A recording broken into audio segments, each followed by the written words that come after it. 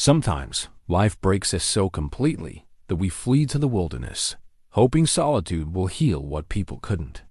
For 3 years, Jonah Gage had done exactly that, living alone in the Montana mountains after losing everything that mattered. His days were a simple hunt, survive, and try to forget the past that haunted his dreams.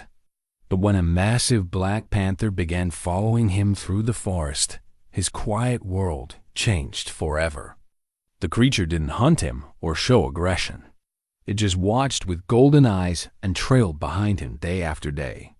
No matter how far Jonah traveled or how hard he tried to lose it, the panther kept coming back. What could make such a powerful, wild animal abandon everything to follow one lonely man? Before we jump back in, tell us where you're tuning in from. And if this story touches you, make sure you're subscribed, because tomorrow I've saved something extra special for you. The cabin sat nestled against a granite outcropping, its weathered logs blending seamlessly with the towering pines that surrounded it like ancient sentinels. Jonah Gage had built it with his own hands 3 winters ago, each notch cut with the precision of a man who had nothing but time and an abundance of regret to work through. The structure was simple, but solid: 1 room with a stone fireplace, a sleeping loft, and windows positioned to catch the morning sun as it crested the eastern peaks. On this particular morning, frost painted delicate patterns across the glass, and Jonah's breath misted in the cold air as he stepped onto the covered porch. His ritual was always the same: check the weather, scan the tree line for a game sign, and listen to the forest's morning symphony. But for the past week, something had changed. Something watched him from the shadows between the pines. Jonah pulled his worn leather journal from his coat pocket and flipped to the latest entry. His handwriting, once neat and controlled during his years as a school principal, had grown loose and sprawling during his time in the wilderness.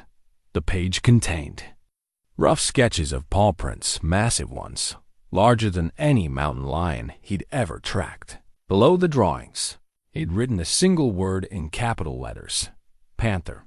The animal had first appeared 7 days ago. A fleeting shadow glimpsed from the corner of his eye while he checked his trap lines. At first, Jonah had dismissed it as his imagination playing tricks. The mind could conjure all sorts of phantoms when a man spent too much time alone with his thoughts. But the sightings had continued, growing bolder each day. Yesterday, the creature had stood in plain view at the forest's edge, golden eyes fixed on him with an intensity that made his skin crawl. Jonah closed the journal and slipped it back into his pocket, his fingers brushing against the small velvet pouch he always carried there. Inside that pouch lay Sarah's wedding ring, a simple gold band that had meant everything to her and now weighed heavier than lead in his pocket. He'd carried it for 3 years, unable to wear it, unable to put it away. Sarah Catherine Mills had become Sarah Catherine Gage on a crisp October afternoon 22 years ago. She'd worn her grandmother's dress, carried wildflowers instead of expensive roses, and promised to love him through whatever storms life might bring. They'd kept that promise through 15 years of marriage, through the joy of Emma's birth, through the lean years when his teacher's salary barely covered their needs, through Sarah's battle with depression after her 2nd miscarriage. But promises, Jonah had learned, couldn't survive fire. He forced himself to turn away from that familiar spiral of memory and focus on the present. The panther was real, not some grief-induced hallucination. The tracks in the mud near his water source proved that. 4 inches across, with claw marks extending well beyond the pads, this was a predator built for killing. Yet it hadn't attacked, hadn't even threatened. It simply watched and followed, like a shadow with golden eyes. Jonah stepped off the porch and walked to his woodshed, noting fresh scratches on the bark of a nearby pine. The marks were 8 feet off the ground, higher than any mountain lion could reach. This cat was massive, probably weighing close to 200 pounds. In the old days, before the cattle ranchers and bounty hunters had nearly wiped them out, black panthers had roamed these mountains. Most folks claimed they were extinct in Montana, but the wilderness had ways of hiding its secrets. As he loaded split pine logs into his canvas carrier, Jonah felt the familiar weight of being observed. He straightened slowly and scanned the forest, his eyes trained by years of hunting to catch the slightest movement. There, between two massive Douglas firs, a patch of shadow that seemed too dense, too deliberate. The panther stood motionless, her sleek form barely visible against the dark bark. Their eyes met across 40 yards of mountain meadow, and Jonah felt something shift in his chest. The animal's gaze held none of the predatory hunger he expected. Instead, there was something almost human in those golden depths, a desperate intelligence that made his breath catch in his throat. "What do you want from me?" he whispered, the words swallowed by the morning stillness. The panther tilted her head slightly, as if she'd heard him, as if she were trying to find a way to answer. Then, with fluid grace that belonged to another world, she melted back into the forest, leaving only the whisper of disturbed branches in her wake. Jonah stood frozen for several heartbeats, the canvas carrier forgotten in his hands, in all his years in the wilderness, first as a weekend hunter, then as a man fleeing from unbearable loss. He'd never encountered anything like this. Wild animals were predictable. They hunted, mated, raised their young, and died according to nature's ancient rhythms. They didn't follow humans with something approaching hope in their eyes. He forced himself to return to his morning routine, carrying the firewood inside and banking the coals in his stone hearth. But as he prepared his simple breakfast of coffee and biscuits, his mind kept returning to that moment of connection. The panther had been trying to communicate something. He was certain of it. The question was whether he possessed the wisdom to understand what she needed. The cabin felt smaller than usual as he ate his meal, the silence more oppressive. For 3 years, solitude had been his closest companion, a buffer between himself and a world that had taken everything he loved. He'd built his life around routine and emptiness, finding a strange comfort in the predictability of his days. Dawn brought coffee and the checking of trap lines. Noon brought simple meals and repairs to his equipment. Evening brought whiskey and the leather journal where he sketched the mountains and recorded his observations of wildlife behavior. But the panther's arrival had disrupted that carefully constructed peace. She represented something he'd tried to bury along with Sarah and Emma, the possibility of connection, of caring about another living being's fate. The thought terrified him more than any predator ever could. After breakfast, Jonah strapped on his hunting knife and shouldered his rifle. His trap lines needed checking, and he'd grown low on fresh meat. The autumn air was crisp and clean, carrying the scent of pine sap and the distant promise of snow. As he walked the familiar game trails, he found himself moving with extra caution, hyper-aware of every sound and shadow. The panther appeared twice more during his morning rounds, always at a distance, always watching. She showed no interest in the rabbits he collected from his snares or the deer sign he noted for future hunting. Her attention remained fixed solely on him, and that focused intensity began to wear on his nerves like water dripping on stone. By the time Jonah returned to his cabin, the sun had reached its zenith, and his shoulders ached from the constant tension of being observed. He cleaned his catch on the wooden table behind his cabin, the familiar ritual of skinning and butchering, providing a temporary distraction from the golden eyes that watched from the forest's edge. As afternoon faded toward evening, Jonah found himself drawn to the wooden box he kept beneath his bed. Inside, wrapped in oiled cloth, lay the few possessions he'd salvaged from his old life. Sarah's favorite book of poetry, its spine cracked from countless readings. Emma's favorite stuffed rabbit, still smelling faintly of the lavender soak Sarah had used. And beneath it all, a single photograph, the last one taken of his family, just 2 weeks before the fire.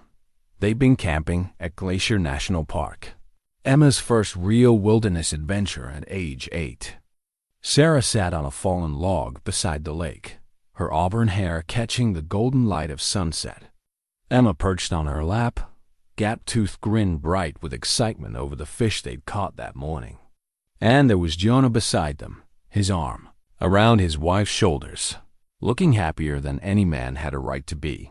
He'd been teaching Emma to cast when the park ranger found them. A neighbor had called about smoke visible from their house. By the time Jonah drove the 3 hours home, the fire department had contained the blaze, but it was too late. Faulty wiring in the basement, they'd said.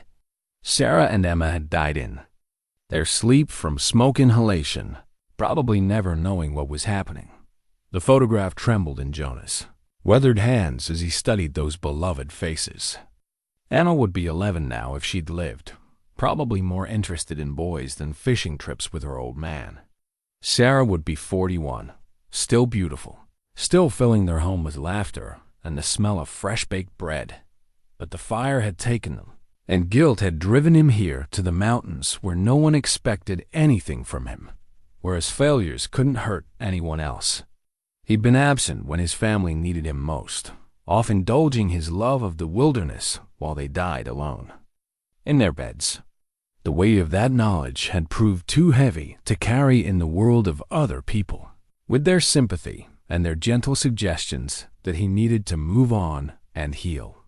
The mountains asked nothing of him except survival, and that was a challenge he could meet. Day after day, season after season, he'd proven he could endure. But endurance wasn't the same as living, and somewhere deep in his heart, Jonah knew the difference. As darkness settled over the forest like a familiar blanket, he lit his oil lamp and opened the leather journal to a fresh page.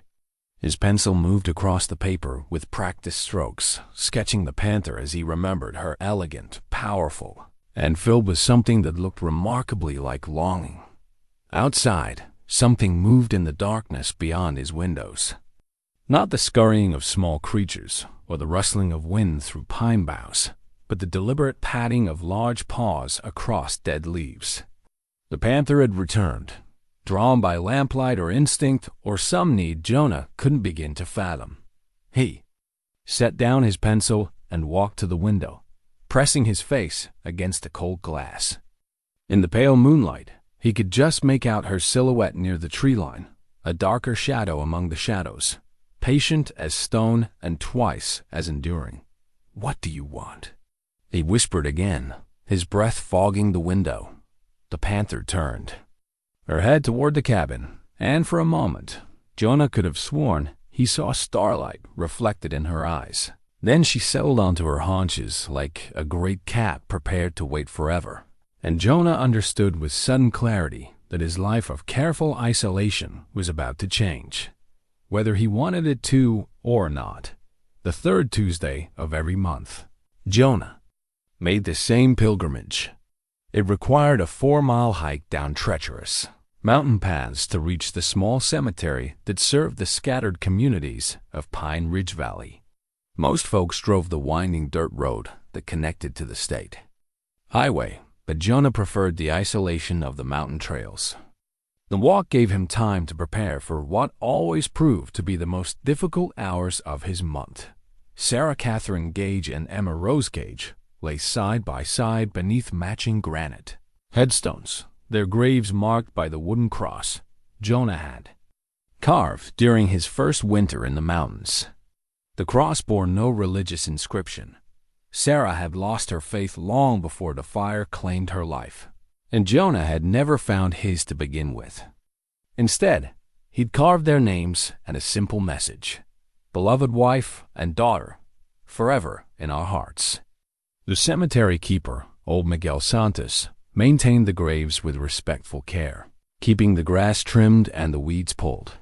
Jonah always left an envelope with $50 tucked beneath a stone on Miguel's workbench in the maintenance shed. They'd never spoken about the arrangement, but the graves were always perfect when Jonah arrived for his monthly visits.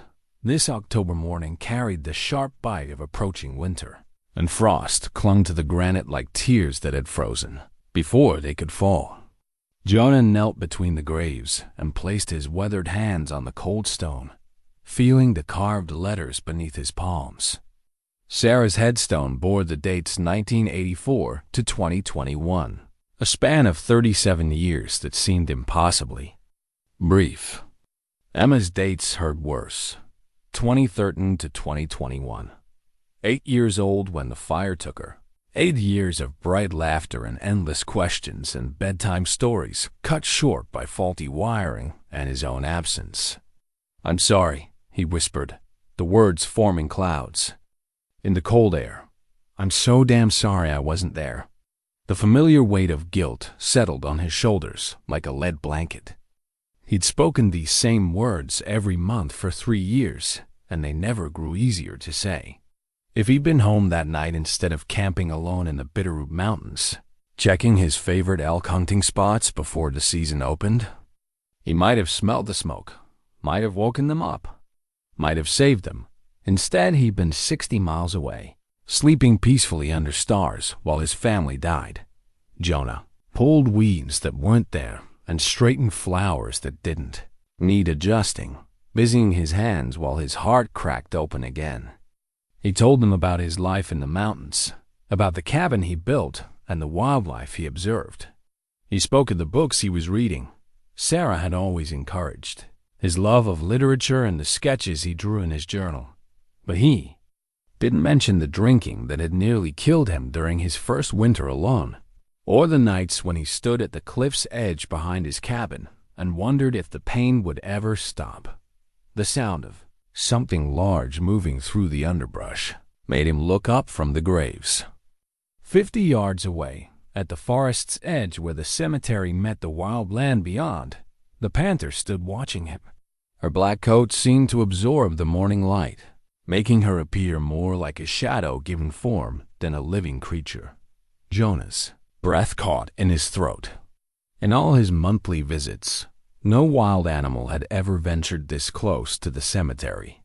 The panther's presence here felt almost supernatural, as if the barrier between the world of the living and the realm of the dead had grown thin enough for spirits to cross. "Go away," he said quietly, not wanting to disturb the sacred silence of this place. "This isn't for you." But the panther didn't retreat. Instead, she took several steps closer, moving with the fluid grace that marked all great predators. Her golden eyes fixed on Jonah with that same intense intelligence he'd noted before. But now there seemed to be something else in her gaze, something that looked remarkably like sympathy. The realization hit him like a physical blow. The panther wasn't here to hunt or threaten. She was here because she sensed his grief, drawn by some instinct that recognized pain and loss. Animals possess senses far beyond human understanding, and perhaps this magnificent creature could smell the sorrow that clung to him like smoke. "You don't understand," Jonah said, his voice breaking on the words. "I failed them. I wasn't there when they needed me most." The panther tilted her head, stunning him with those impossibly expressive eyes. Then she did something that shattered what remained of Jonah's composure. She lay down at the forest's edge, settling her massive frame against the earth as if she intended to wait with him in his vigil. The tears came then, hot and bitter, as they carved tracks down his weathered cheeks.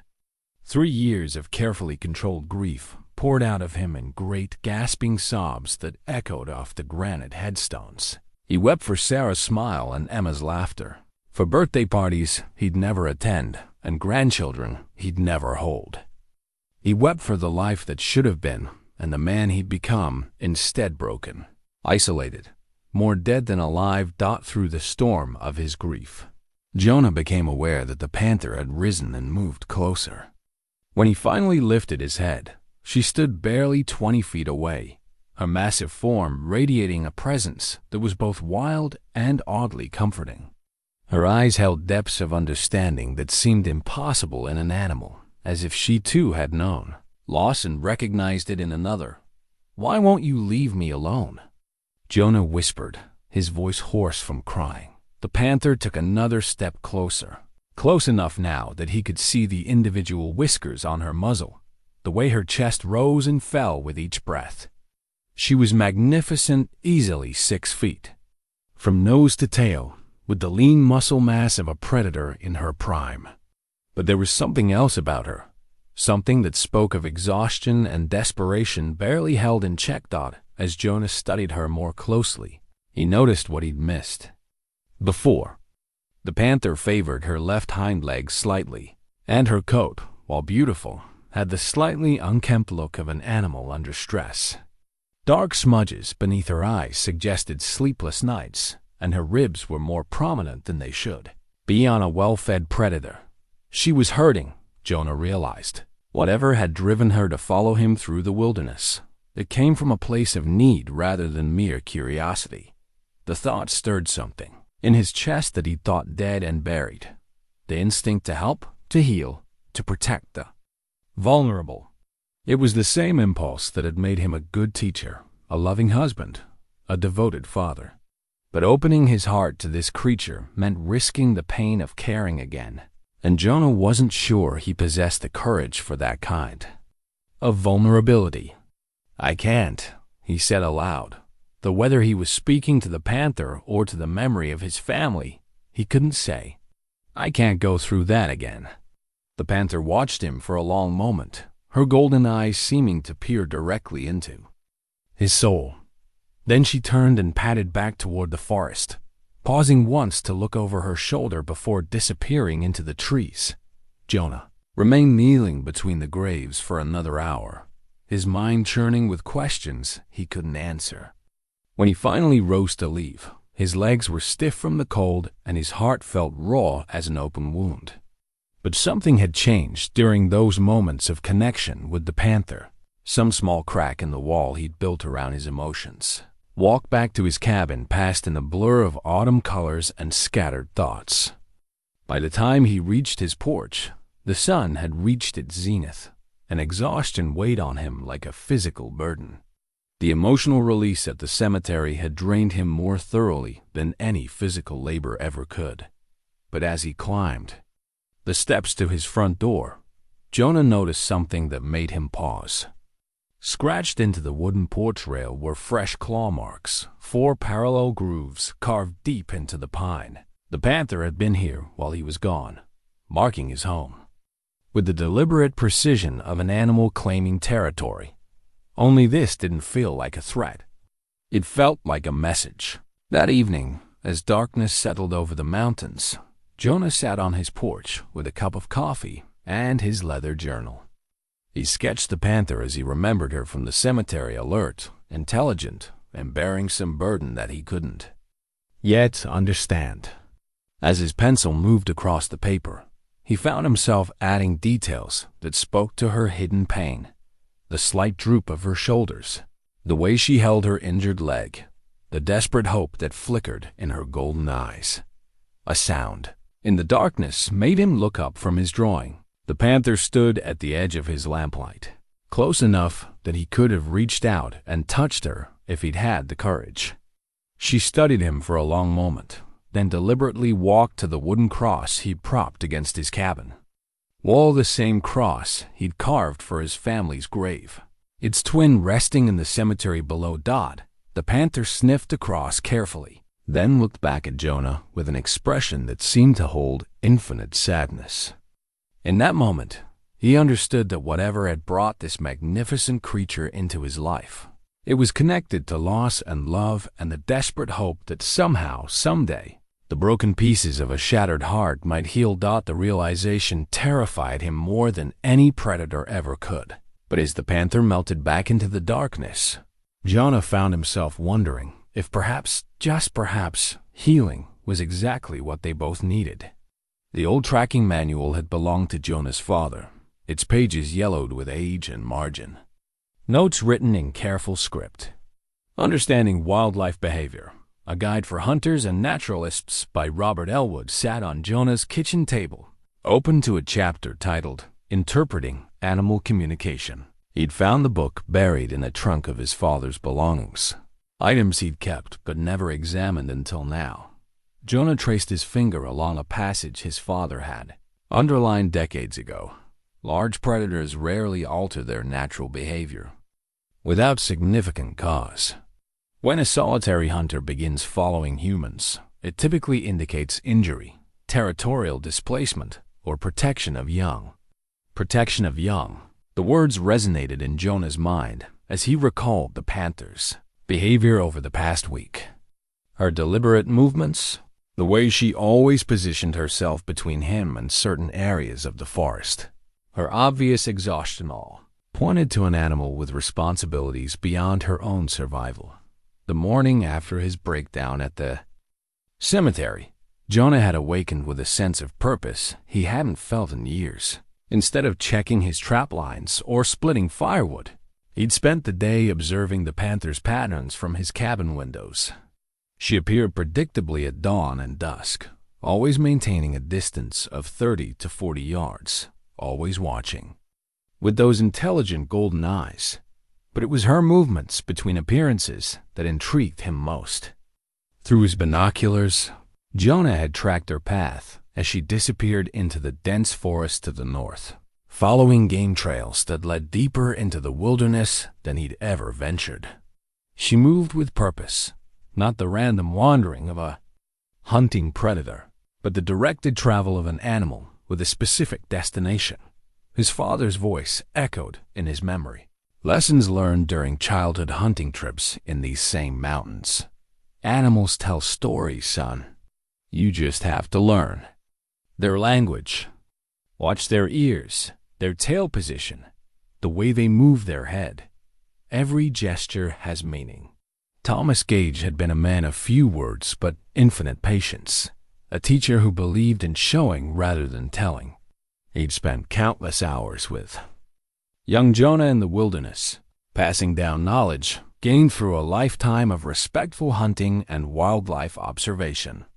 The tracking manual represented years of accumulated wisdom, field notes from a man who understood that successful hunting required understanding the prey as more than just a target. Jonah turned to another marked page, this one dealing with injured animals. His father had written extensive notes in the margins about a wounded elk they'd tracked for 3 days. Observations about how injury affected behavior patterns. Herd animals make different choices, read one note. Desperation changes everything. The Panther was desperate. Jonah was certain of that now. Her willingness to approach human habitation, her persistence despite his attempts to discourage her, these weren't the actions of a healthy predator operating within normal parameters. Something had driven her beyond the boundaries of typical behavior, some need so pressing that it overcame her natural awareness thought as the sun reached its zenith. Jonah made a decision that surprised him with its clarity.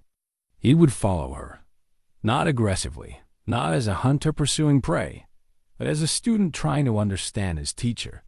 The Panther had something to show him, some truth she was trying to communicate through her persistence. His father had taught him that wisdom often came from unexpected sources, and perhaps this magnificent creature carried knowledge he needed to learn. Jonah gathered his tracking gear with the methodical care his father had instilled in him. Canvas day pack with emergency supplies, water purification tablets, basic first aid kit, compass, and a small folding knife that had belonged to 3 generations of Gage men. He left his rifle behind. This wasn't a hunting expedition, and the weapon's presence might be seen as a threat. The tracking began at the spot where he'd last seen the Panther disappear into the forest. Her prints were clearly visible in the soft earth near his water source, 4-inch pads with claw marks extending well beyond the toes. Jonah knelt beside the clearest track and spread his hand next to it for scale. The Panther's paw was nearly twice the width of his palm, confirmation of the animal's impressive size. Following the trail required all the skills his father had taught him during those long-ago hunting trips. The Panther moved like a ghost through the forest, her paws finding solid ground that left minimal sign. But Jonah had learned to read the subtle language of disturbed leaves, bent grass, and the faint impressions left in patches of soft soil. The trail led steadily upward through terrain that grew increasingly rugged. Ancient Douglas firs gave way to pine and aspen as elevation increased. and granite outcroppings forced frequent detours around impassable barriers. The panther's route showed intimate knowledge of the landscape, taking advantage of natural corridors and game trails that offered the easiest passage through difficult country. 2 hours into the tracking, Jonah paused beside a lightning-struck pine to examine fresh sign. The panther had stopped here recently, her claws leaving deep gouges in the bark 8 feet above the ground. But these weren't territorial markings. They were stress signs, the kind of damage an agitated animal inflicted when emotional pressure exceeded control. His father's manual contained a detailed section on stress indicators in large predators. Excessive marking, restless behavior, and vocal displays often indicate an animal under severe psychological pressure.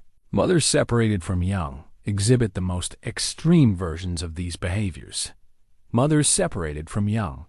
The phrase sent a chill down Jonah's spine as pieces of the puzzle began clicking into place. The panther's desperation, her willingness to approach humans, her obvious exhaustion, all pointed to a mother in crisis. As if summoned by his thoughts, the panther materialized from the shadows ahead. She stood on a fallen log that crossed a small creek, her body silhouetted against the dappled sunlight filtering through the canopy. For a moment, neither moved. Predator and human locked in a contest of wills that would determine whether trust or fear prevailed. The panther's ears swiveled forward in an expression Jonah recognized from his father's teachings. Alert attention without aggressive intent. Her tail hung low but not tucked, another sign of wariness rather than hostility. Most importantly, her eyes held that same desperate intelligence he'd noted before, as if she were trying to communicate something vitally important. "Easy, girl," Jonah said softly, using the same tone he'd once employed to calm frightened students on their first camping trips. "I'm trying to understand."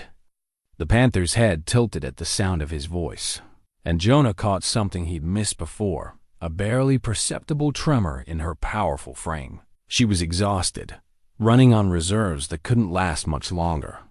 Whatever crisis had driven her to seek human help was reaching a critical point. Slowly, deliberately, the panther turned and began walking along the fallen log. She paused twice to look back at Jonah, her message unmistakable. "Follow me." The gesture was so human-like, so clearly purposeful, that Jonah felt his breath catch in his throat. Wild animals didn't guide humans through the forest. They didn't communicate with such obvious intelligence. Yet here was a creature of supreme power and grace begging for his help with the eloquence of necessity. His father had always said that the wilderness held mysteries beyond human understanding. But Jonah had never expected to encounter one so directly. As he followed the panther deeper into the mountains, he felt the first stirrings of something he'd thought dead forever, the desire to help, to heal, to make a difference in another being's life. The trail wound through increasingly dense forest, following ridgelines and creek beds that showed no sign of human passage. This was wilderness in its purest form, unchanged since the glaciers retreated 10,000 years ago. The panther moved through it with the confidence of long familiarity, leading Jonah towards some destination that grew more important with each passing hour. As afternoon shadows began to lengthen, the panther stopped beside a massive boulder and looked back at Jonah with unmistakable urgency. Her message was clear: time was running out. Whatever she needed to show him lay just ahead, and the window of opportunity was closing fast. Jonah checked his compass and noted their position on the mental map he'd been building throughout the day's journey. They traveled nearly 5 miles from his cabin, moving steadily northeast toward the heart of the wilderness preserve. Few humans had ever set foot in this remote country, making it perfect habitat for a creature that preferred to remain hidden from the world. The realization that he was being led into the panther's secret domain filled Jonah with equal measures of anticipation and apprehension. Whatever lay ahead would change everything. He was certain of that. The question was whether he possessed the courage to face what the panther was so desperate to show him. The hand-carved flute had been Jonah's winter project during his second year in the mountains, fashioned from a piece of mountain maple he'd found after a spring storm. Its simple design bore the imperfections of an amateur craftsman, but it produced clear, sweet notes that seemed to blend naturally with the forest symphony. Tonight, as he sat on his cabin porch waiting for the panther's return, the instrument felt warm and familiar in his weathered hands. The day's tracking expedition had ended in frustration. After leading him 5 miles into the wilderness, the panther had simply vanished, dissolving into the forest like smoke. Jonah had searched for another hour before admitting defeat and beginning the long trek home. But the experience had confirmed his growing suspicions. The panther was trying to show him something specific, something that lay beyond the boundaries of his current understanding. Now, as sunset painted the western peaks in shades of gold and crimson, Jonah lifted the flute to his lips and began to play. The melody that emerged was one Sarah had hummed while working in their garden, a half-remembered tune from her childhood that spoke of simpler times and innocent joy. He'd never learned its name, but the notes had etched themselves into his memory during those precious years when music and laughter had filled their home. The sound drifted across the clearing and into the darkening forest, carried by the evening breeze like an invitation to whatever creatures might be listening. Jonah had discovered that music possessed a strange power in the wilderness. It seemed to calm the wild things, to bridge the gap between human and animal consciousness in ways that words never could. A soft rustling in the underbrush announced the panther's arrival. She emerged from the tree line with her characteristic fluid grace, but tonight something was different. Instead of maintaining her usual distance, she approached to within 15 feet of the porch before settling onto her haunches. Her golden eyes remained fixed on Jonah's face as he continued to play, and he could have sworn he saw something like appreciation in their depths. When the melody ended, the silence that followed felt pregnant with possibility. The panther remained motionless, her massive form outlined against the star-filled sky, waiting for something that neither of them could quite name. "Sarah used to sing that song," Jonah said softly, setting the flute aside. "She had the most beautiful voice you ever heard. Could make even the saddest songs sound like hope." The panther's ears swiveled forward at the sound of his voice, and Jonah found himself continuing, drawn by the strange comfort of having something to talk to after years of silence. She loved all kinds of music, but especially the old songs her grandmother taught her. Folk songs and hymns and lullabies passed down through generations of mountain women. She said music was how people stayed connected to their roots, to the things that mattered most.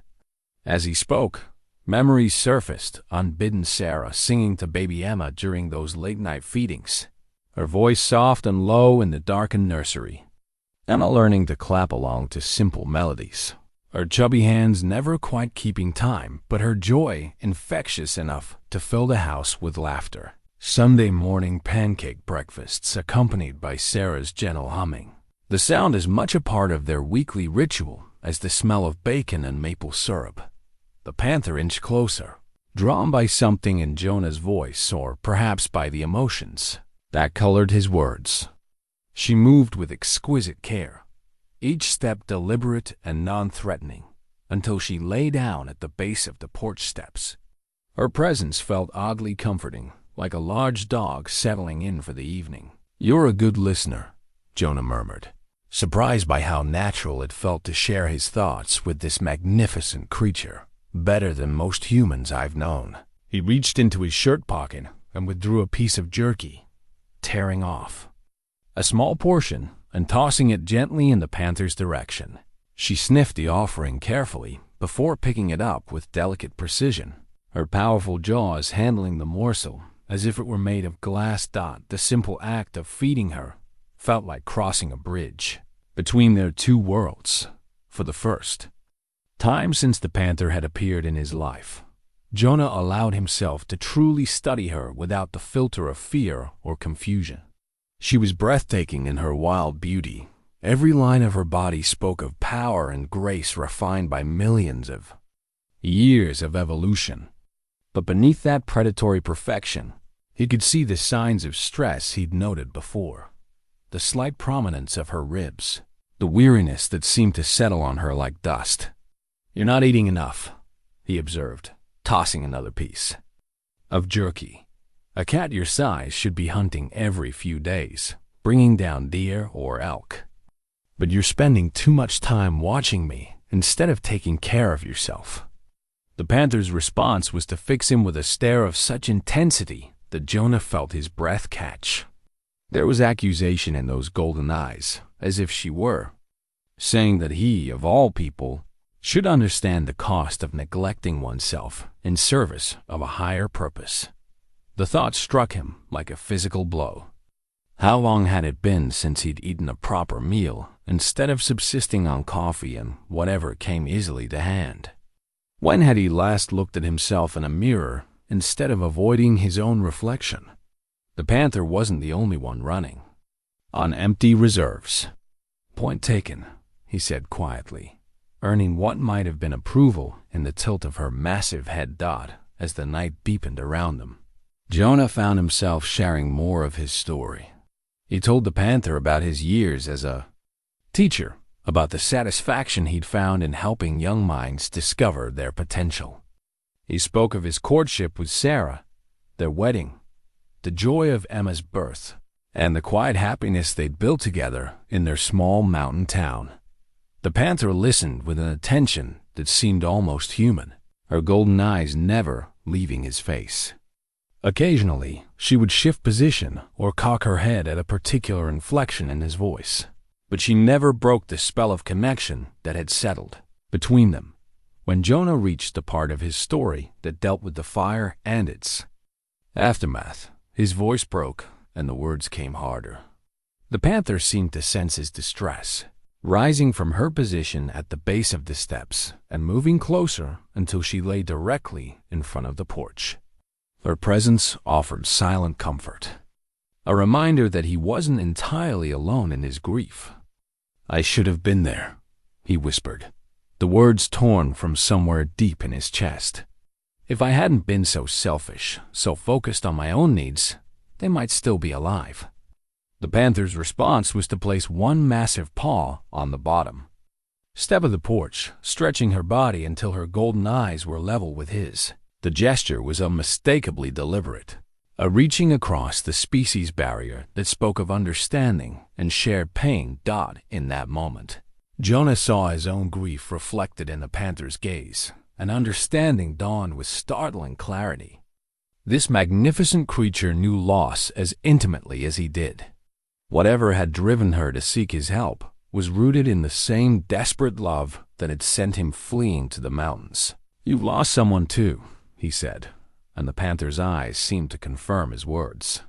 "That's what this is about, isn't it? You need help saving someone you love." The admission hung in the air between them, a bridge of shared understanding that transformed stranger into ally. For the first time in 3 years, Jonah felt the stirring of purpose beyond mere survival.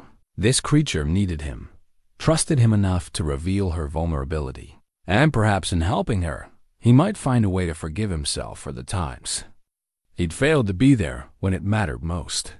The panther held his gaze for a long moment, then rose gracefully to her feet. She looked toward the forest, then back at Jonah, her message clear as spoken words. Tomorrow, she would show him what she'd been trying to reveal. Tomorrow, he would learn why a creature of the wild had chosen to place her faith in a broken man who'd forgotten how to hope. As she melted back into the darkness, Jonah remained on his porch, the flute forgotten in his hands. Something fundamental had shifted in the space between them, a recognition of kindred spirits bound by loss and the desperate. Hope that love might still find a way to heal the wounds that seemed too deep for time to touch. The military compass had guided Thomas Gage through the jungles of Vietnam and later, through countless hunting expeditions in the Montana wilderness. Its brass case bore the scratches and dents of hard use, but the needle still pointed true north, with unwavering accuracy. Now it rested in Jonah's palm as he prepared to follow the Panther deeper into territory that had never appeared on any map. Dawn had arrived gray and cold, with low clouds pressing against the mountain peaks like a wool blanket. The Panther appeared at first light, materializing from the forest with the same ethereal grace that marked all her movements. But today, urgency radiated from her powerful frame like heat from a forge. She paced restlessly at the edge of the clearing, her golden eyes fixed on Jonah with unmistakable impatience. "I'm coming," he called softly, shouldering his pack and checking his equipment one final time. Along with his father's compass, he carried emergency supplies for an extended trek: water purification tablets, high-energy food bars, a basic medical kit, rope, and the folding knife that had served 3 generations of Gage men. Most importantly, he brought his cell phone, though he doubted it would find signal in the deep wilderness where the Panther was leading him. The journey began where yesterday's tracking had ended, at the massive boulder where the Panther had vanished like smoke. Today, she made no attempt at concealment, padding openly along game trails that wound ever deeper into the mountain's heart. Her pace was relentless but not reckless, designed to cover maximum distance while conserving energy for whatever lay ahead. The terrain grew increasingly challenging as they climbed higher into the alpine zone. Ancient Douglas firs gave way to pine and spruce, their branches heavy with decades of accumulated snow and storm damage. Granite cliffs rose on both sides of narrow valleys, creating natural corridors that funneled wind and weather into concentrated channels of force. Jonah's military training, from his brief stint in the National Guard, served him well as they navigated treacherous passages where a single misstep could mean a fatal fall. The Panther moved through these hazards with the confidence of long familiarity, but she frequently paused to ensure he was following safely. Her concern for his welfare spoke to an intelligence that went far beyond mere animal instinct. 3 hours into the journey, they reached a section where a recent rock slide had obliterated the trail.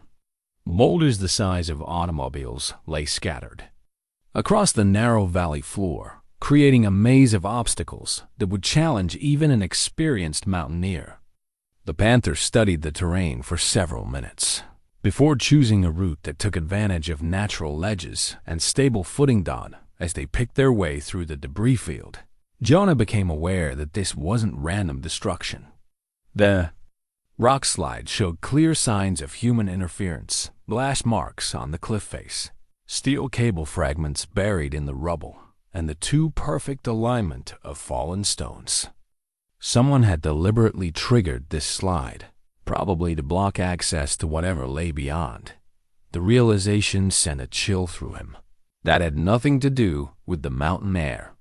In his years as a teacher and school administrator, he dealt with enough human cruelty to recognize its signs. Someone had wanted to seal off this section of wilderness, and they'd been willing to destroy a pristine ecosystem to accomplish their goal. The Panther's behavior as they navigated the slide zone confirmed his suspicions. Her ears remained constantly in motion, scanning for sounds that didn't belong in the natural environment. Her nostrils flared repeatedly, testing air currents for scents that might indicate danger. This was an animal operating in hostile territory, aware that threats existed beyond the normal predators and hazards of mountain life. Beyond the rock slide, the valley opened into a hidden basin that took Jonah's breath away. Steep granite walls rose on 3 sides, creating a natural amphitheater that protected the enclosed meadow from the worst mountain weather. A crystal-clear stream meandered through the center of the space, fed by snowmelt from the peaks above. Wildflowers dotted the grassland despite the late season, protected by the basin's unique microclimate. But it was the trees that captured Jonah's attention and held it with reverent awe. Ancient pines, some clearly predating European settlement of the region, stood like cathedral pillars around the meadow's perimeter. Their massive trunks bore scars that spoke of centuries weathering lightning strikes, blizzards, and forest fires.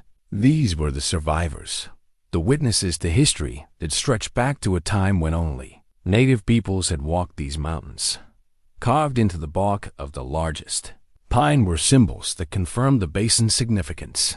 Native American pictographs, weathered but still visible, told stories of vision quests and spiritual journeys. This was sacred ground, a place where earth and sky came together in perfect harmony. The Panther led him to the center of the meadow before stopping beside the stream. She turned to face him, her golden eyes holding depths of meaning that transcended the barrier between species. For a moment, neither moved. Predator and human united in recognition of the profound beauty that surrounded them. Then the Panther did something that shattered Jonah's understanding of animal behavior. She approached him slowly, deliberately, until she stood close enough that he could feel the warmth radiating from her massive frame. With exquisite gentleness, she pressed her great head against his chest, a gesture so human-like in its emotional content that tears sprang unbidden to his eyes. The contact lasted only seconds before she pulled away, but the message was unmistakable. She trusted him completely, placing her faith in a man she barely knew because desperation had stripped away all other options. In that moment of connection, Jonah felt barriers he'd built around his heart begin to crumble like sandcastles before the tide. "I understand," he whispered, his voice thick with emotion. "Whatever you need, I'll help if I can." The Panther's response was to turn toward the far end of the basin, where the granite walls came together in a narrow cleft barely wide enough for a single person to pass through. Hidden in shadow, the opening was nearly invisible from any distance, camouflaged by fallen rocks and hanging vegetation. Only someone standing directly in front of it would recognize the passage for what it was, a doorway into the mountain's secret heart. As they approached the cleft, Jonah became aware of sounds that didn't belong in the wilderness silence. Faint, mewling cries, barely audible above the whisper of wind through pine boughs, echoed from somewhere beyond the narrow opening. The sounds were unmistakably feline, the distressed calls of young animals in need. Understanding hit him like a physical blow. The Panther was a mother, and her cubs were hidden somewhere in the labyrinth of caves that honeycombed the mountain's interior. Something had happened to threaten their safety, driving her to the desperate measure of seeking human assistance. The narrow passage led into a natural corridor carved by millennia of water flow. Smooth granite walls rose on both sides, creating a tunnel that twisted and turned as it penetrated deeper into the mountain. The Panther moved through the passage with the confidence of long familiarity, but Jonah had to feel his way carefully in the dim light that filtered down from above. The cries grew stronger as they progressed, taking on the urgent quality of young animals in distress. The Panther's pace quickened despite the treacherous footing, her maternal instincts overriding all other considerations. Whatever crisis had driven her to seek Jonah's help was reaching a critical point. The passage opened into a circular chamber, lit by shafts of sunlight that penetrated cracks in the granite ceiling. The space felt like a natural cathedral, its walls carved smooth by ancient waters and decorated with mineral deposits that gleamed like jewels in the filtered light. But Jonah's attention was immediately drawn to the far end of the chamber, where a narrow ledge led to a deeper cave system. The Panther bounded across the chamber with desperate grace, disappearing into the shadows beyond the ledge. Her anguished roar echoed off the granite walls, a sound that spoke of grief and fury and desperate love. In that cry, Jonah heard the voice of every parent who had ever faced the potential loss of their child. As he made his way carefully across the chamber floor, the pieces of the puzzle finally clicked into place. The Panther hadn't been following him out of curiosity or predatory interest. She'd been evaluating him, testing his character, determining whether he possessed the compassion and courage necessary to help her save. What mattered most in the world, the sounds coming from the cave beyond the ledge painted a picture that made his heart race with anticipation and dread. Somewhere in the darkness ahead lay the answer to the mystery that had consumed his thoughts for weeks. More importantly, somewhere ahead lay creatures whose lives depended on his willingness to risk everything for beings he'd never seen. As Jonah began the careful climb toward the ledge, his father's compass steady in his palm, he felt purpose flooding through him like sunlight breaking through storm clouds. For the first time in 3 years, he was exactly where he needed to be, doing exactly what mattered most. The Panther's cubs were waiting, and their mother had chosen him to be their salvation. The tattered photograph had survived 3 years in Jonah's wallet, its edges worn soft from countless nervous handlings during the darkest moments of his exile. As he carefully climbed toward the cave entrance where the Panther had disappeared, the image of his family seemed to burn against his chest like a talisman. Sarah's gentle smile, Emma's gap-toothed grin, and his own younger face filled with hope and love, all captured in a moment of perfect happiness that felt like a lifetime ago. The ledge proved wider than it had appeared from below, carved from solid granite and worn smooth by centuries of use. Ancient pictographs decorated the walls here too, images of great cats and human figures that suggested this sacred space had sheltered partnerships between species for generations beyond counting. The native peoples who had once called these mountains home had understood something that modern civilization had forgotten, that wilderness and humanity were meant to coexist, not merely endure each other. The cave entrance yawned before him, like an open mouth, its depths shrouded in shadows that seemed to swallow light. From within came the sound that had drawn them here, the distressed mewing of young animals in crisis. But now Jonah could hear something else, a low rumbling that spoke of the mother panther's anguish as she faced a situation beyond her power to resolve. As his eyes adjusted to the dimness, the scene before him became clear with heartbreaking clarity. The panther crouched over 2 small forms in a natural depression at the back of the cave. Her massive body curved protectively around cubs that couldn't have been more than 8 weeks old. They were beautiful despite their obvious distress, perfect miniatures of their mother, with the same sleek black coat and golden eyes that had captivated Jonah from their first meeting. But something was terribly wrong. The cubs lay listless against their mother's warm flank, their breathing shallow and rapid. Their eyes, which should have been bright with curiosity and mischief, were dull with fever.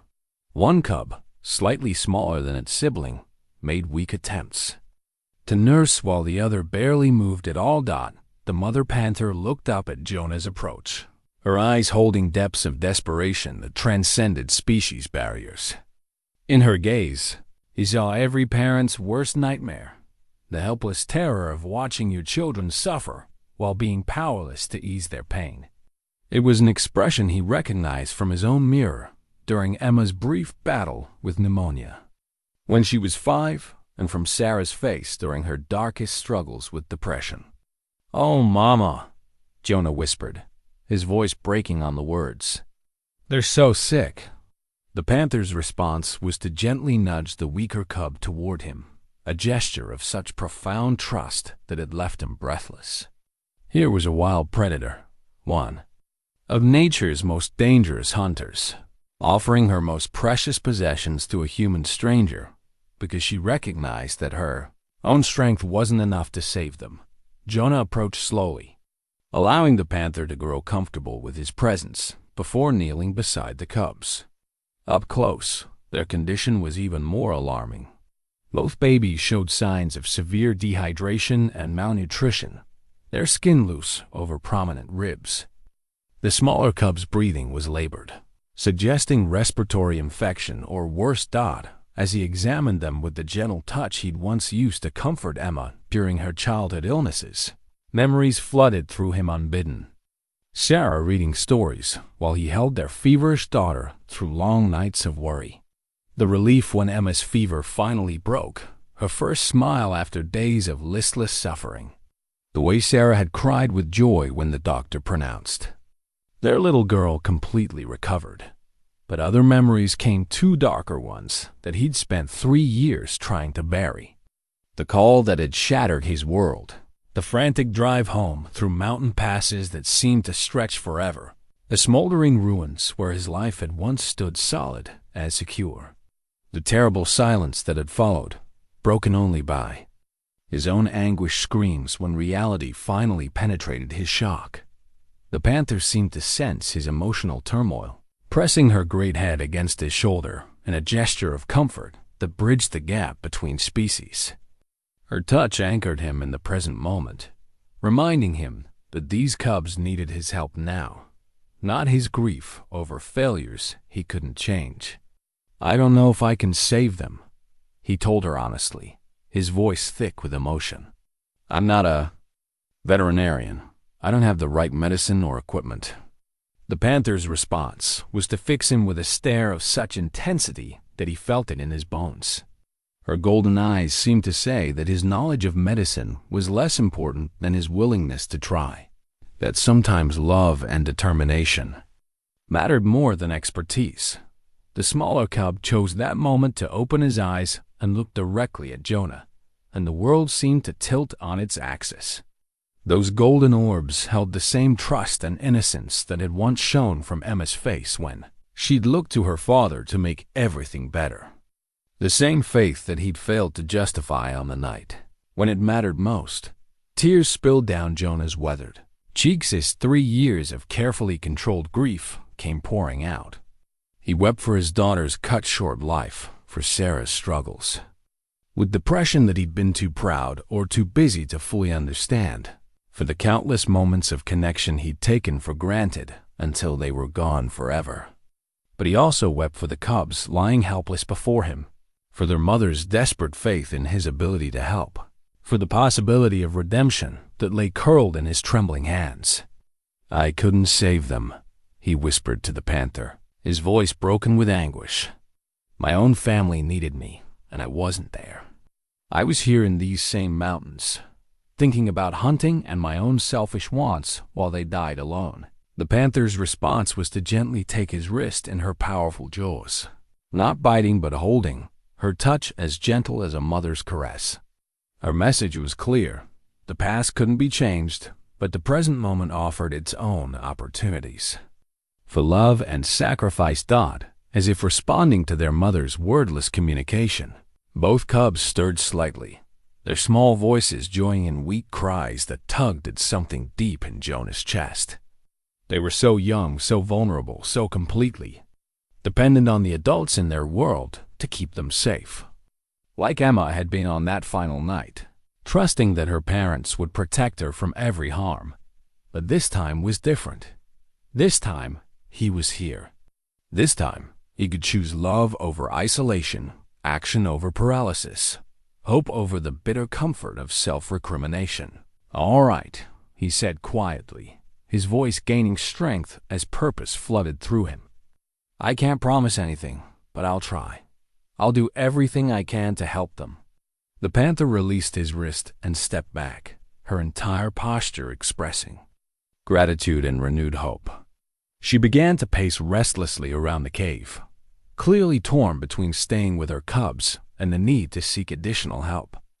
Her behavior suggested that she understood the seriousness of their condition better than Jonah had initially realized. As he studied the cubs more carefully, Jonah began to piece together what might have happened. The cave showed signs of recent disturbance, scattered debris, claw marks on the walls, and the faint but unmistakable scent of human presence. Someone had been here, someone who had posed enough of a threat to drive the Panther family from their original den into this emergency shelter. The implications were chilling.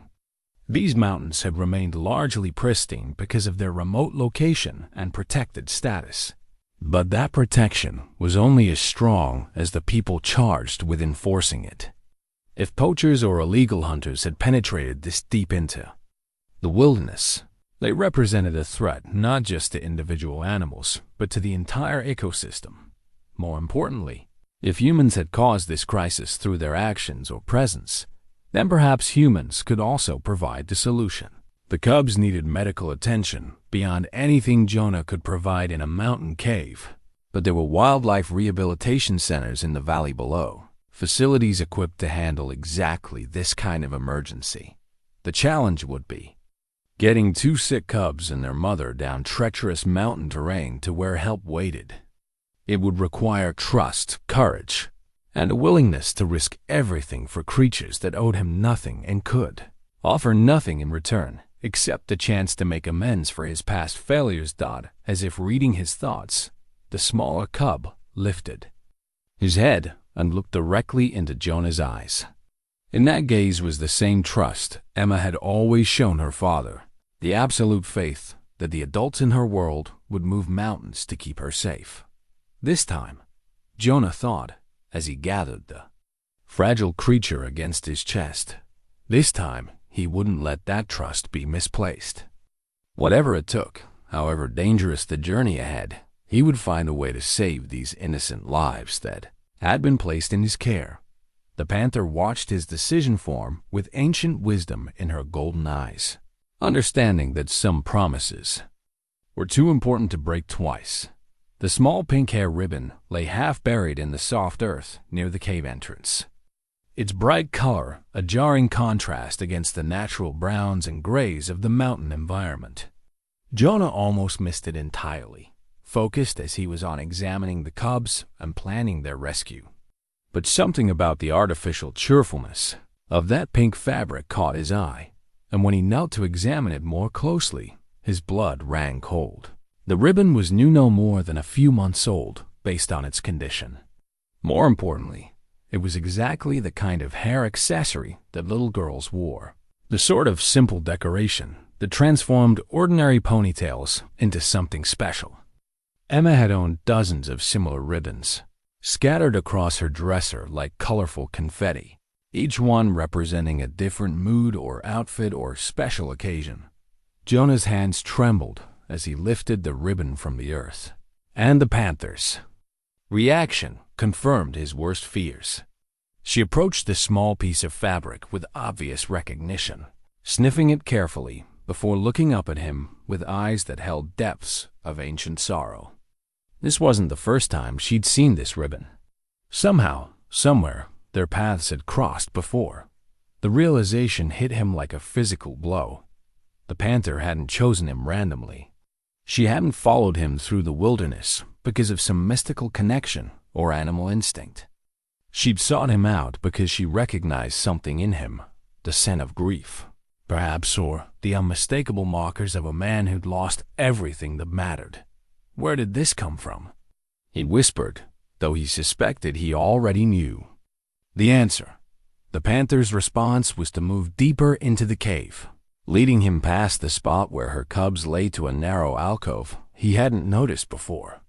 Here, protected from the elements and carefully arranged, was a collection of items that told a story more heartbreaking than anything Jonah could have imagined. A child's backpack, bright purple with cartoon characters. A water bottle with stickers peeling from its surface. A small hiking boot size 3, its mate nowhere to be found, and scattered throughout the collection. More personal items. A friendship bracelet woven from colorful thread.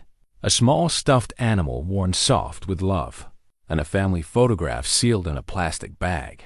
Jonah's hands shook as he examined the photograph. It showed a family of 4 posed before a camping tent, their faces bright with vacation happiness. The parents looked to be in their 30s, outdoor enthusiasts based on their gear and sun-weathered appearance. Between them stood 2 children, a boy of perhaps 10 and a girl who couldn't have been more than 7. Her blonde hair held back by the same pink ribbon now clutched in Jonah's trembling fingers. The girl's smile was radiant, full of the fearless joy that belonged to children who believed absolutely in their parents' ability to keep them safe.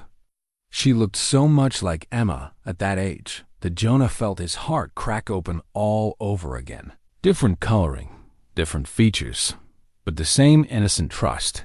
The same assumption that tomorrow would bring new adventures and endless possibilities. Understanding dawned with horrible clarity. These weren't random objects cached by a nun, animal with hoarding instincts. They were memorial items, carefully preserved by a creature who tried to save a lost child and failed. The Panther had encountered this family somewhere in the wilderness, had witnessed some tragedy that left a little girl separated from her parents, and had done everything in her power to help. But even the most intelligent and compassionate animal couldn't navigate human bureaucracy or communicate complex information to search and rescue teams. The Panther could guard and protect, could even guide, but she couldn't bridge the gap between the wild world and human civilization. The child had died despite her efforts, and the guilt of that failure had marked the Panther as deeply as his own failures had scarred Jonah. "You tried to save her," he said aloud, his voice thick with emotion. "You found her lost and scared, and you tried to help." The Panther's response was a low rumble of grief that seemed to come from the depths of her soul. She approached the collection of items and gently nuzzled the small stuffed animal. Her massive frame curled around the tiny token with exquisite tenderness. In that gesture, Jonah saw his own midnight visits to Emma's preserved bedroom. The way he'd held her favorite books and toys while drowning in guilt and sorrow. But there was more to the story, and the Panther's behavior suggested layers of meaning that Jonah was only beginning to understand.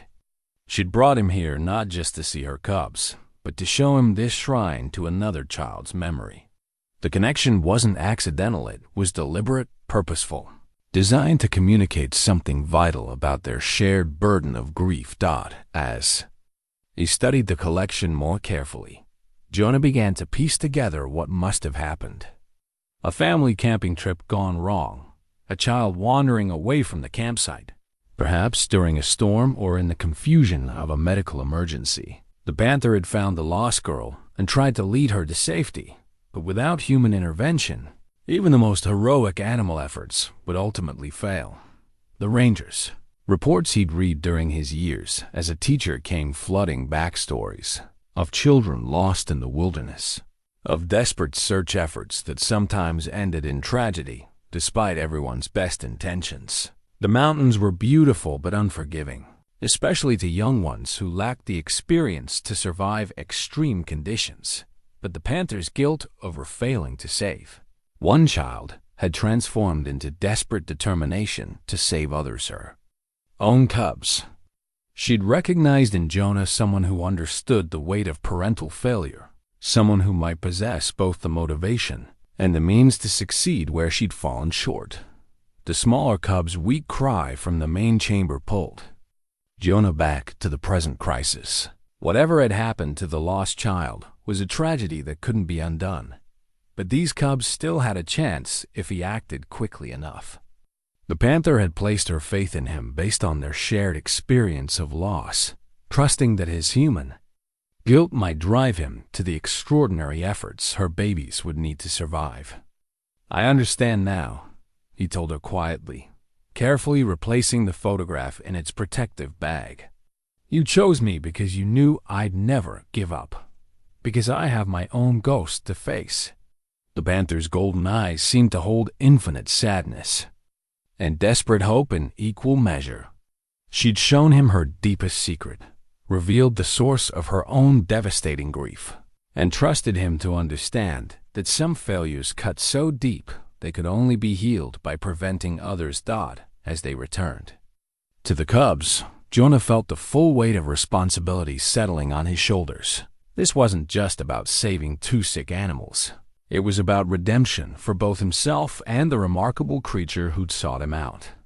The Panther had failed to save one child, but refused to fail again.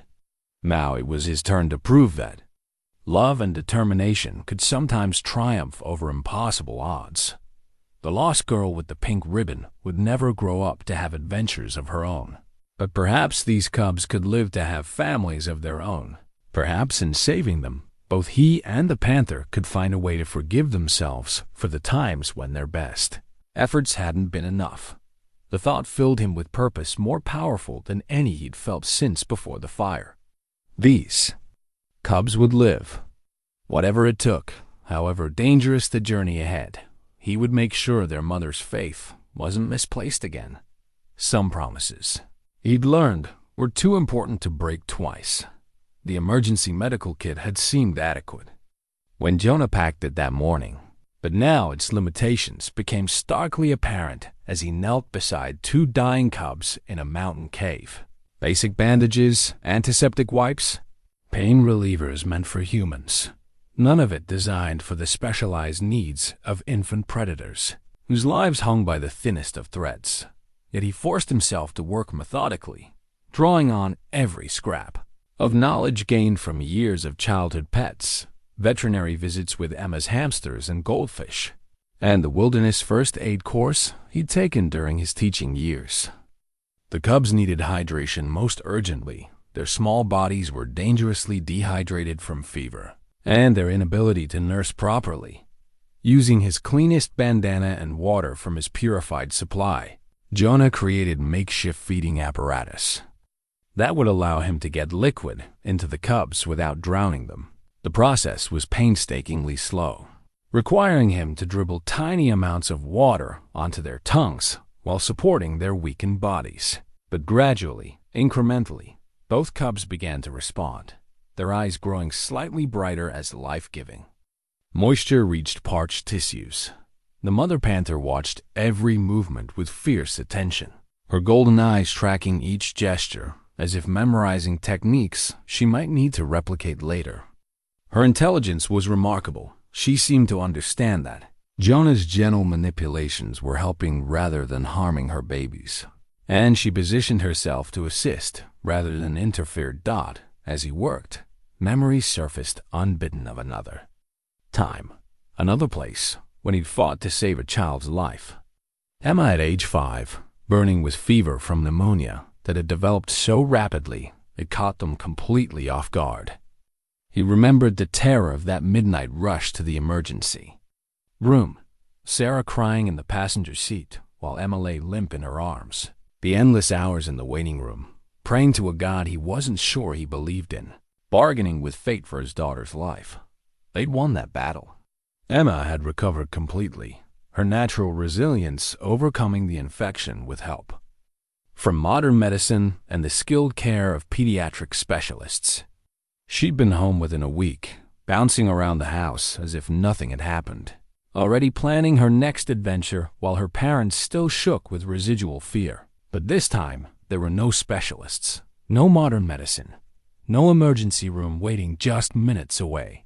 There was only one man with basic supplies and a desperate need to prove that love could sometimes substitute for expertise. The larger cub showed the first signs of real improvement, lifting his head to look around the cave with something approaching curiosity. His breathing had eased, and when Jonah offered a finger to sniff, the little predator responded with a tentative lick that felt like rough sandpaper against his skin. The gesture was so reminiscent of Emma's kitten, the tiny orange tabby she'd loved for 3 short months before leukemia claimed it, that Jonah had to blink back tears. But the smaller cub remained worryingly weak, his breathing shallow and labored despite Jonah's efforts. This little one would need professional veterinary care if he was going to survive, and that meant somehow getting him down the mountain to the wildlife rehabilitation center in Pine Ridge Valley. The logistics seemed impossible. The journey would take hours over treacherous terrain, and the cub was far too weak to survive such an ordeal without constant care. Worse, the weather was deteriorating. Clouds had been building all afternoon, and the wind carried the smell of approaching snow. A storm in these mountains could trap them for days, and the cub simply didn't have that much time. "We need to go now," Jonah told the panther, his voice tight with urgency. "Tonight, before the weather gets worse. If we wait until morning, it might be too late." The panther's response was immediate and decisive. She rose from her position beside the cubs and padded to the cave entrance, testing the air with her sensitive nose. Her body language conveyed the same urgency Jonah felt time was running out, and action was needed regardless of the risks involved. But as Jonah began fashioning a carrying sling from his spare clothing, a new realization struck him with the force of a physical blow. The panther couldn't accompany them down the mountain. Her presence near human habitation would trigger every protective instinct in the region wildlife officers. Hunters, frightened citizens convinced that a dangerous predator threatened their safety. She would be shot on sight, her maternal devotion mistaken for aggression. The thought of separating mother from cubs felt like another form of cruelty, but the alternative was worse. If the panther accompanied them, all three cats would likely die, the cubs from their illness, and their mother from human fear and misunderstanding. "You can't come with us," he said gently, and the panther's reaction confirmed that she understood. Her great head dropped, and a sound escaped her throat that could only be described as a sob. She knew what he was asking, that she trust him completely with the most precious things in her world, that she let them go without knowing if she'd dare ever see them again. The parallel to his own life was devastating in its clarity. He'd failed to be there when Sarah and Emma needed him most, had prioritized his own desires over their safety. Now, he was asking the panther to make the opposite choice, to sacrifice her own instincts and needs for the slim chance that her cubs might survive Dodd, as if sensing his internal struggle. The panther approached and gently pressed her massive head against his chest. The gesture conveyed forgiveness, understanding, and a trust so complete it took his breath away. She was choosing to believe in his ability to save what she couldn't, placing faith in a broken man who'd spent 3 years believing himself unworthy of anyone's confidence. The moment was interrupted by a weak cry from the smaller cub, a sound that galvanized both adults into action. Time for reflection had passed. Now only swift action could prevent tragedy from claiming another innocent life. Working together with the efficiency born of shared purpose, Jonah and the panther prepared for the most dangerous journey of their lives. The cubs were carefully wrapped in Jonah's spare clothing, insulated against the cold, and secured in a makeshift carrier fashioned from his backpack. Emergency supplies were redistributed to accommodate the precious cargo, and his route down the mountain was planned with the obsessive care of a military operation. The panther would escort them to the edge of her territory, then wait for their return. It was the only plan that offered hope of success, despite the heart-wrenching separation it required Dodd as they prepared to leave the cave that had sheltered her family. The panther performed one final act that nearly broke Jonah's composure entirely. She gathered each cub in her powerful jaws with exquisite gentleness, covering them with loving licks and purrs that spoke of maternal devotion beyond words. She was saying goodbye, uncertain if she'd ever see them again, but willing to sacrifice everything for their chance at life. The small cub seemed to rally slightly at his mother's touch, as if drawing strength from her presence for the ordeal. Ahead, his eyes opened briefly, fixing on Jonah's face with the same trust his mother had shown, accepting this strange human as part of his pack.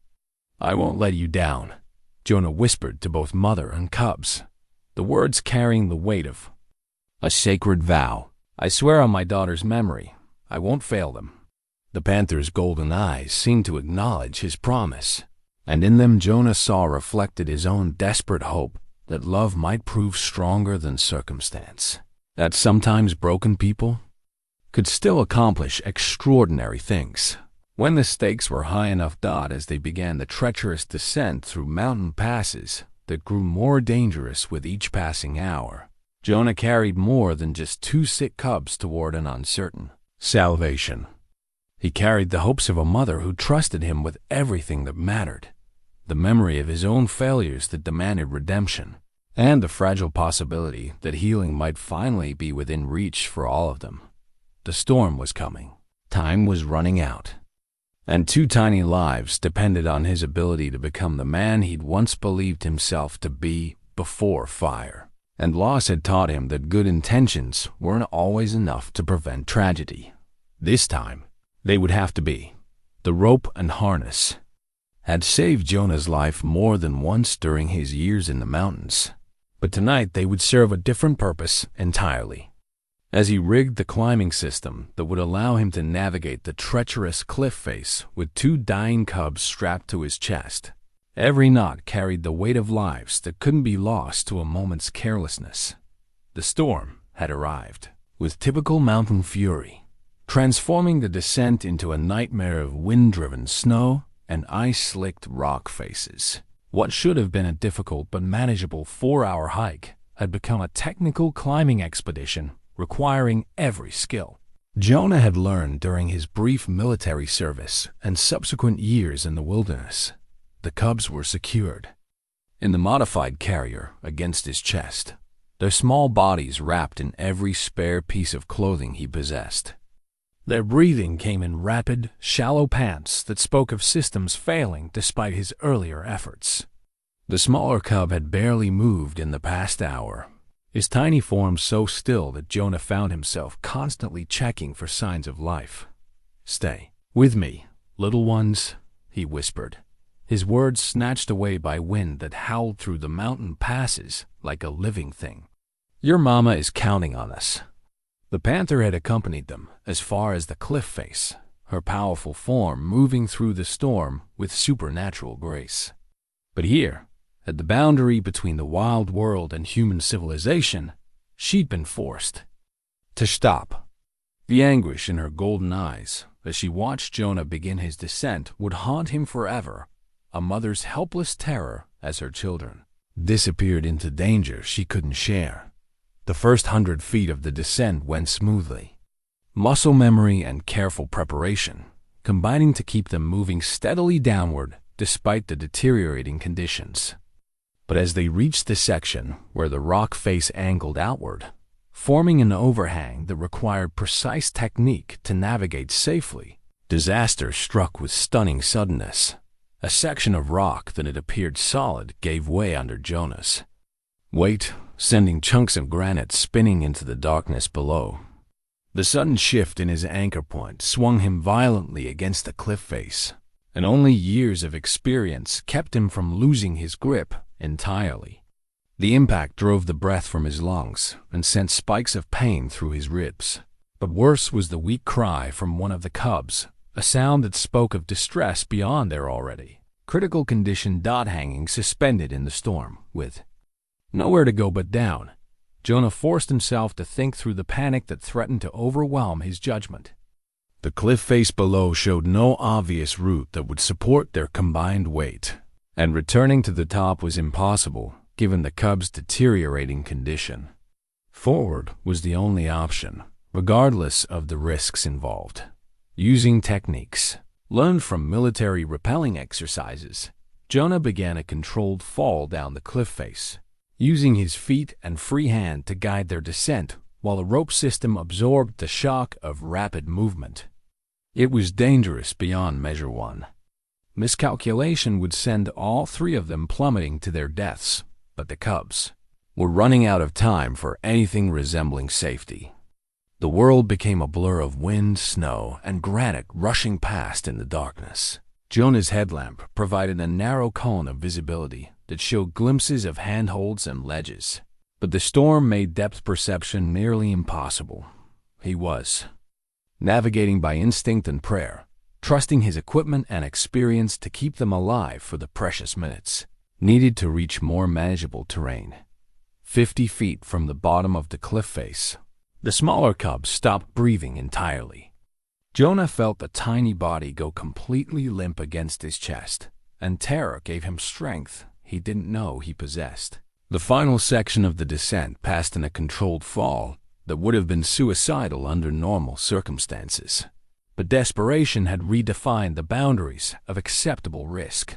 The moment his feet touched level ground, Jonah was working frantically to revive the unresponsive cub. Using techniques half-remembered from childhood pet emergencies and wilderness first aid courses, he performed gentle compressions on the tiny chest while clearing the cub's airway with his finger. The small body was so fragile that he feared causing more damage, but death was the only alternative to action. "Come on," he pleaded, his voice breaking with emotion. "Don't give up now. Your mama needs you to fight." For long seconds that felt like hours, nothing happened. The cub remained limp and unresponsive, while his siblings' cries grew weaker in the modified carrier.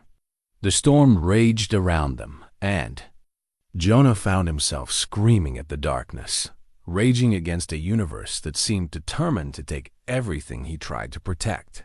Then, with a cough so faint it was barely audible above the wind, the smaller cub drew a shuddering breath. His eyes opened briefly, unfocused but undeniably alive, and Jonah felt tears of relief freeze on his cheeks. The little fighter was still with them, still clinging to life with the tenacity that had sustained his species for millions of years. But they were still miles from help, and the storm showed no signs of abating. The valley floor stretched ahead like a white void, broken only by the dark shapes of trees that offered dubious shelter. Somewhere beyond that wilderness lay the Wildlife Rehabilitation Center and the veterinary expertise that represented the cubs' only hope for survival. Jonah adjusted the carrier to ensure both cubs were as warm and secure as possible. Then began the grinding march across terrain that grew more treacherous with each passing hour. Snow had covered familiar landmarks, and the wind made navigation by compass nearly impossible. He was traveling by dead reckoning now, following valley floors and creek beds that should eventually lead him to the main road. The larger cub had rallied slightly during the descent, his natural resilience responding to the warming effect of being pressed against Jonah's body heat. But his brother remained frighteningly weak, breathing in irregular gasps that suggested internal systems pushed far beyond their limits as they struggled through snow that grew deeper with each mile. Jonah found himself talking to the cubs in the same gentle voice he'd once used to comfort Emma during her childhood fears. He told them about their mother's courage, about the beautiful mountain basin where they'd been born, about the adventures that awaited them if they could just hold on a little longer. But mostly he made promises to their mother, to himself, and to the memory of his own lost family. He would not fail again. He would not allow death to claim innocent lives while he stood helpless. Whatever it took, however much it cost him personally, these cubs would live to grow strong and wild and free. The cell phone had been dead weight in Jonah's pack for 3 years, its battery long since drained and its circuits probably corroded from mountain humidity. But as he crested the final ridge before Pine Ridge Valley, desperation drove him to power it on for the first time since the night he'd fled civilization in his grief. To his amazement, the device flickered to life, showing a single bar of signal strength and enough battery power for perhaps one call. The sight of those glowing icons felt like a miracle in the storm-lashed darkness, a technological lifeline thrown across the void between wilderness and salvation. His numb fingers could barely work the touchscreen as he scrolled through contacts he'd thought permanently lost. Dr. Sarah Martinez, the veterinarian who treated Emma's various pets over the years, appeared in the directory like an answered prayer. If anyone would take an emergency call from a ghost, if anyone would believe his impossible story, it would be the woman who'd shared his daughter's tears over every sick hamster and injured bird. The call connected on the 3rd ring, and Sarah's familiar voice cut through the storm static with professional clarity. Dr. Martinez, Pine Ridge Animal Hospital. "Sarah, it's Jonah Gage," he gasped, his words nearly stolen by the wind. "I need help. Emergency." The pause that followed contained 3 years of unspoken history. His disappearance after the funeral, her unsuccessful attempts to reach out, the grief-stricken silence that had swallowed one of her daughter's favorite teachers. "Jonah, my God, where have you been? Are you hurt?" "I'm in the mountains above Pine Ridge with 2 dying panther cubs. They need veterinary care immediately or they're going to die." Another pause, longer this time, as professional skepticism warred with personal concern. "Panther cubs? Jonah, there haven't been confirmed panthers in this region for decades." There's no time to explain, he said urgently, watching his battery indicator drop toward 0. I'm bringing them to your clinic. Have emergency supplies ready for fluids, antibiotics, whatever you'd use for severe dehydration and respiratory infection in large cats. Jonah, listen to me carefully. Even if what you're saying is true, I can't treat wild predators without proper permits, and they're going to die. Jonah interrupted, his voice breaking with exhaustion and desperation. Please, Sarah, for Emma's sake, for all the animals she loved, please don't let them die because of paperwork. The silence stretched across the connection, filled only by static and the howling wind. Then Sarah's voice returned, professional, mask replaced by the compassion that had made her Emma's favorite adult outside the family. Where are you exactly? 2 miles north of town, coming down Fletcher Creek Trail. I'll be there in 30 minutes. I'll be ready, she said simply, and the line went dead as his battery finally gave out. The final descent into Pine Ridge passed in a blur of snow-covered streets and familiar landmarks transformed by the storm. Houses that had once been part of Jonah's daily world stood like strangers behind curtains of wind-driven snow, their warm lights speaking of lives that had continued without him, of a community that had moved on from his tragedy. The animal hospital, set on the town's outskirts, its emergency entrance blazing with light against the storm. As Jonah stumbled through the glass doors, Sarah materialized from the back rooms with the efficiency that had always marked her practice. She'd aged in the 3 years since he'd seen her stress lines around her eyes, gray threading through her dark hair, but her gentle competence remained unchanged.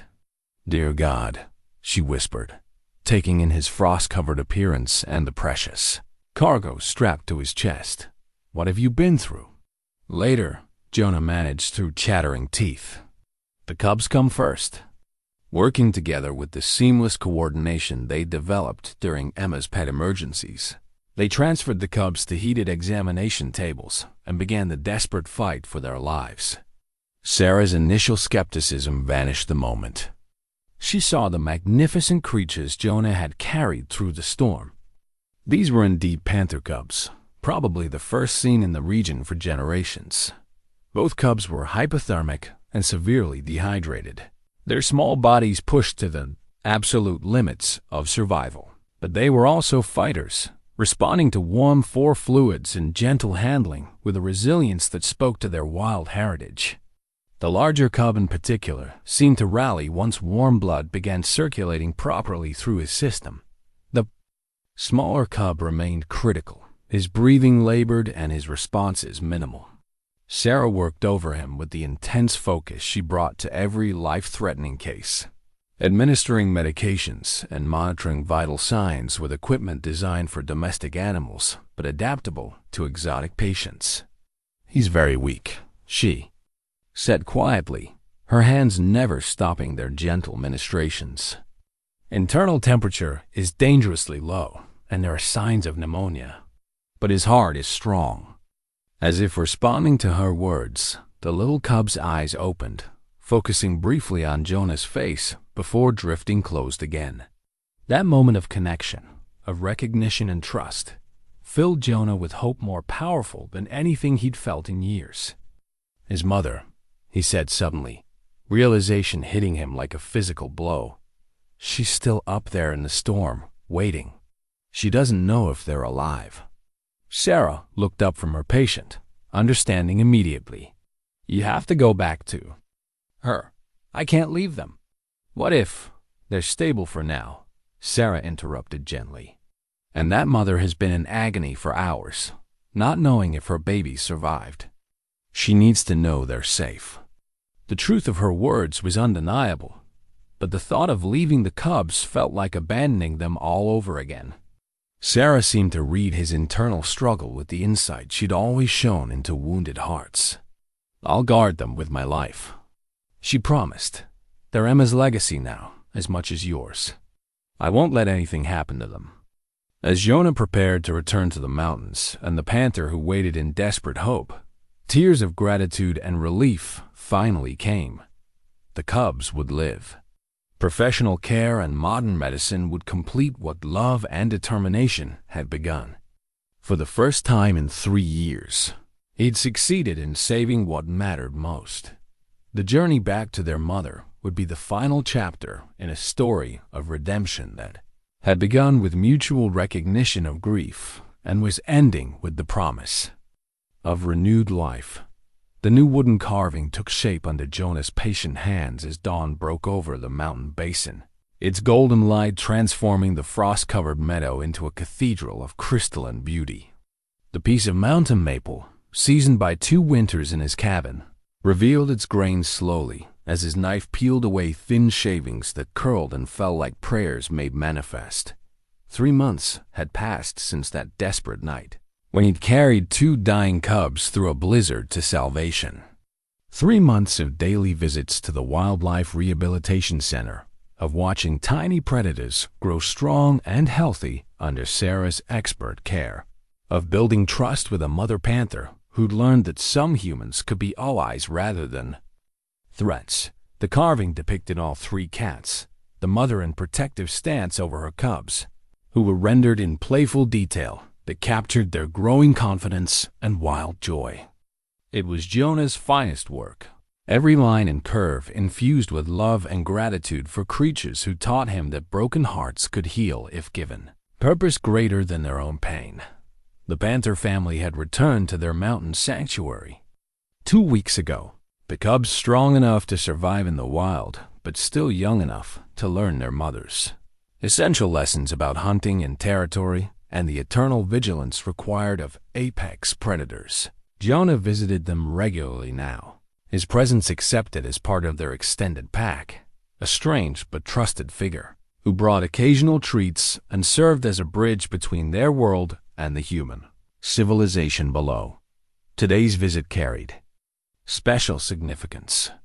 Sarah would be joining him for the first time, her initial terror of wild predators gradually replaced by professional fascination and personal investment in their welfare.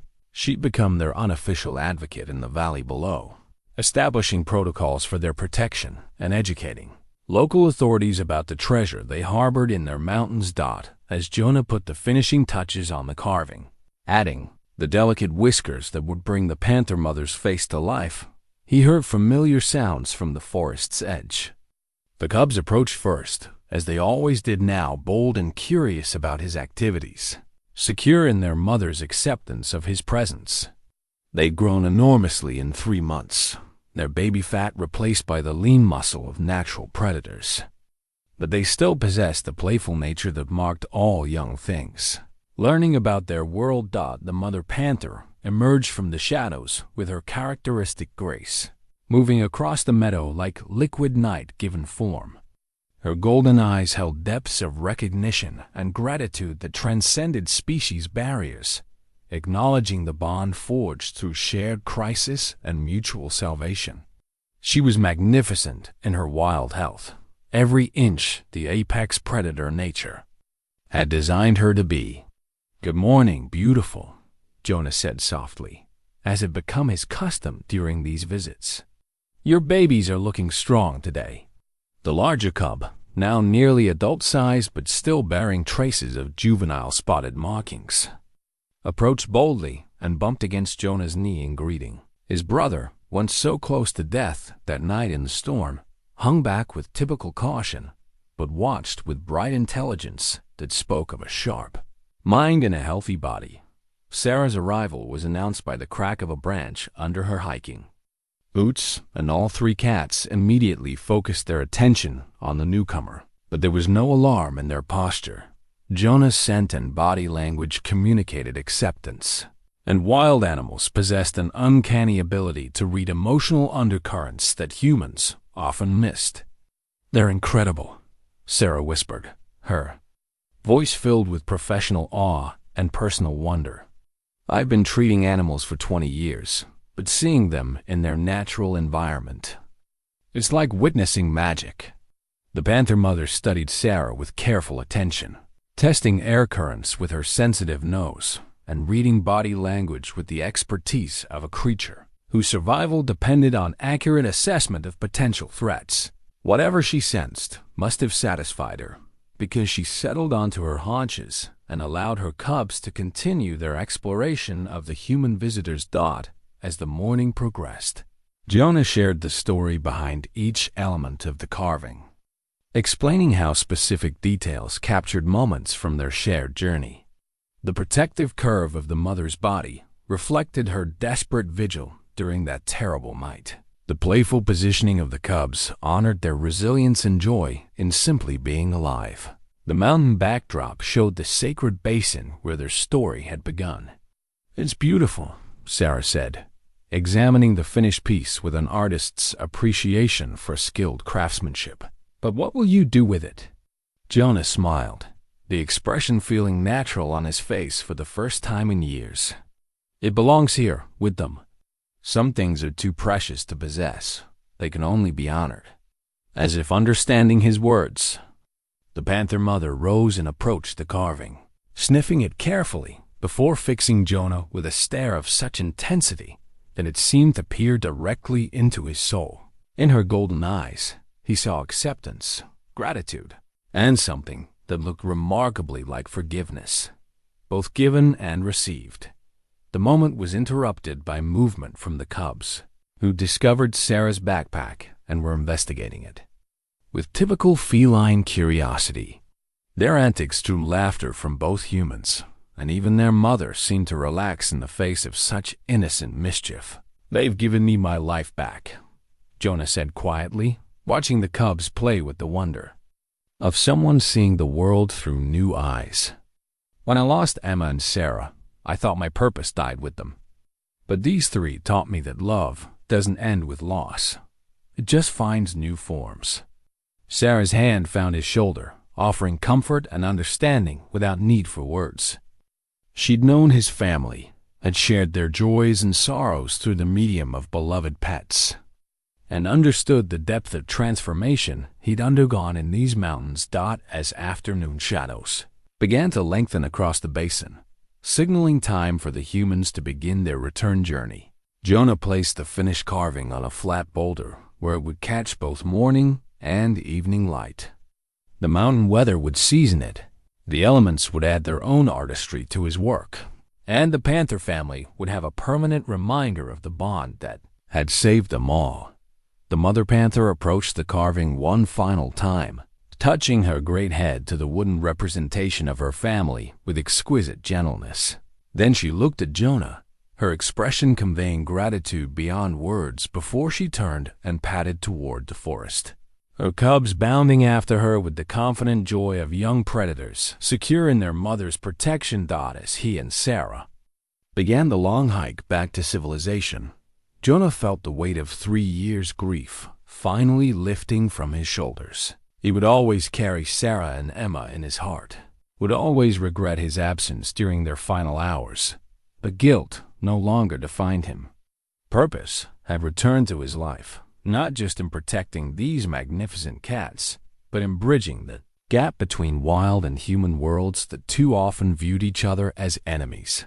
The path ahead led back to Pine Ridge, to meaningful work with the Wildlife Rehabilitation Center, to a life of service that honored both his lost family and his adopted one, but it also led regularly back to this sacred basin, where a panther mother had taught a broken man that healing was possible, that love could transcend loss, and that sometimes the greatest salvation came from being willing to save others. The mountain wind carried their scents away as they descended toward the valley, but the bond forged in crisis and sealed in mutual redemption would endure for as long as wild hearts beat in these ancient peaks. Some connections, Jonah had learned, were stronger than death itself. They lived in the space between souls, in the willingness to risk everything for love, and in the profound understanding that we save ourselves by saving each other. Behind them, hidden in forest shadows, golden eyes watched until the humans disappeared from sight, then turned back toward the business of living wild and free, secure in the knowledge that they were no longer alone in a world that had room for both. Predator and protector, wild heart and healing hand.